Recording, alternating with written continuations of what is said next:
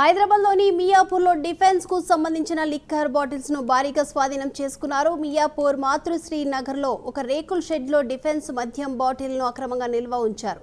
పక్కా సమాచారంతో రేకుల షెడ్పై రంగారెడ్డి జిల్లా ఎక్సైజ్ ఎన్ఫోర్స్మెంట్ పోలీసులు దాడులు చేశారు.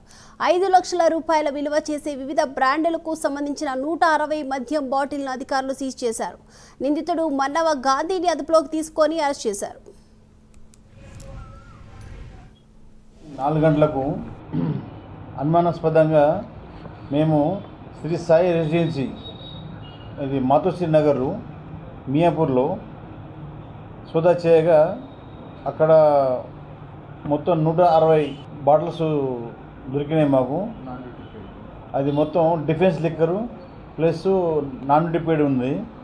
ముద్దాయి పేరు వచ్చేసి Mannava Gandhi son of Veeraiah, Sri Sai residency, road number 3/5A, Matrusri Nagar, Miyapur, Rangareddy జిల్లా. ఈయన వయసు వచ్చేసి 60 సంవత్సరాలు. పక్కన ఈయన ఇంటి పక్కనే ప్లాట్ నెంబర్ 793లో రేకుల షెడ్లో మొత్తం ఈ స్టాక్ అంతా పెట్టుకున్నాడు, ఈ 160 బాటిల్స్ అన్నీ. ఇది చట్టరీత్యా నేరం అని చెప్పేసి మొదలు సీజ్ చేసేసి అతనిపై కేసు బుక్ చేయడం జరిగింది.